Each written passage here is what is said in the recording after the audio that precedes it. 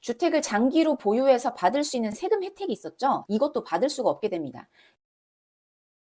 이재명 대통령이 다주택자 양도소득세 중과 유예 조치 기간 연장을 전혀 고려하고 있지 않다, 이렇게 밝히면서 다주택자 양도세 중과 조치가 현실화가 되어서 오늘은 그 부분이 굉장히 화제가 되었는데요. 그 부분을 좀 알아볼게요. 규제 지역으로 묶인 서울과 경기 12개 지역에서 다주택자의 세부담이 많게는 수억 원이 늘어날 것으로 예상이 돼서 지금 화제가 되고 있는 건데요. 다주택자는 양도세 폭탄을 피하기 위해서 이 늦어도 3월 말에서 4월 초까지 주택 매도에 나설 것으로 보인다고 해요. 다만 시장에서는 이미 양도세 중과를 예상을 해서 주택을 정리한 다주택자가 많다고도 얘기를 하고 있습니다. 양도세 중과가 본격화가 되면 매물 잠김과 거래 절벽 현상이 나타날 거라고도 보고 있습니다. 자세히 알아볼게요. 다주택자 양도세 중과 유예가 5월 9일 종료되는 것은 이미 지난해 정해진 일이었고요. 5월 9일까지 계약한 것에 대해서는 중과세를 유예하도록 국무회의에서 의논해 보겠다고 해서 그 전까지 다주택자들이 본인이 가지고 있는 주택을 팔 것이라고 예상을 하고 있는 거예요.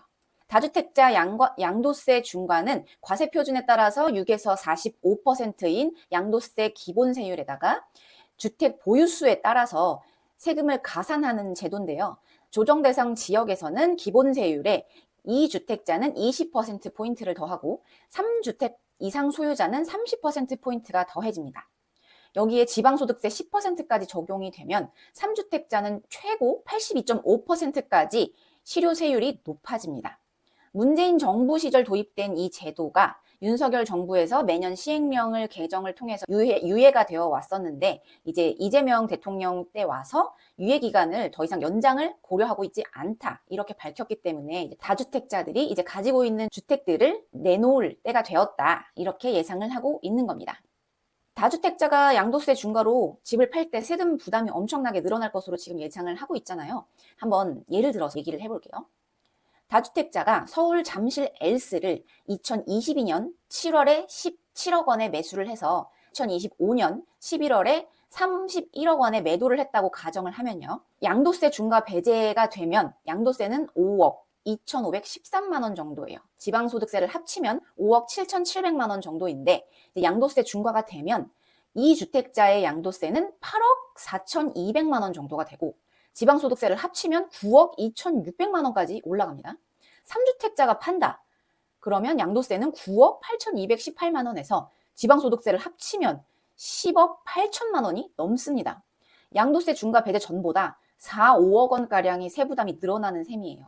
이 4, 5억 원으로 집도 살 수 있는 금액이죠. 그렇기 때문에 다주택자들이 이제 집을 그 전에 매도를 하겠다, 이렇게 나올 수 있는 건데요. 주택을 장기로 보유해서 받을 수 있는 세금 혜택이 있었죠. 주택 장기 보유 특별공제, 장특공이라고 하죠. 이것도 받을 수가 없게 됩니다. 이 장특공의 혜택이 엄청 컸어요. 이걸로 인해서 엄청나게 세금 혜택을 받으신 분들이 많으신데, 이번에 양도세 중과가 되면 이 장특공의 혜택도 바로 같이 사라집니다.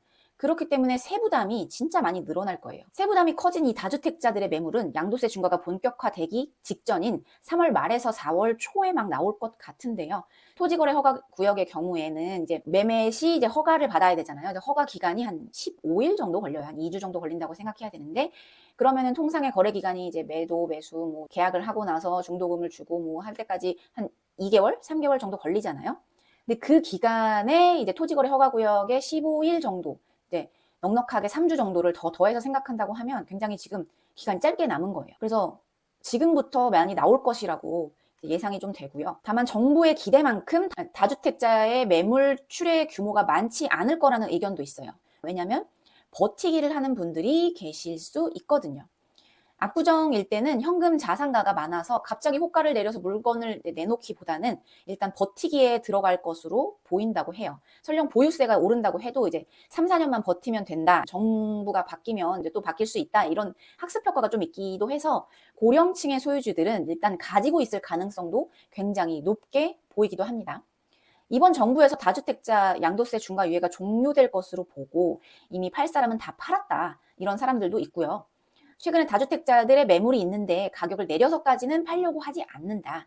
만약 5월에 양도세 중과 유예가 종료되는 시점까지 팔리지 않으면 그냥 말지 뭐 하는 분들이 더 많다 이런 의견도 많고요. 또 5월 9일 이후에는 오히려 매물이 잠김 현상이 나타날 거다 이런 전망도 나오고 있습니다. 왜냐하면 주택을 팔면 세금이 많이 나오니까 그냥 아예 내놓질 않는 거예요. 그래서 이제 다주택자들이 매물을 걷어들이면서 거래 절벽 현상이 더 심화할 것이라고 생각이 들기도 합니다. 그렇게 되면 어떨까요? 이제 매물이 더 줄어들고 이제 집이 필요한 사람이 많으면 또 집값이 오르겠죠. 이것이 계속 반복되는 것 같아요, 지금. 세금으로 이제 집값을 잡지 않겠다고 정부가 얘기를 했었는데, 이제 결국에 세금 카드를 꺼낸 것이라고 저는 해석을 하고 있고, 이제 은퇴자들 중심으로 일부 매도 매물이 나올 거라고 생각은 들기는 합니다.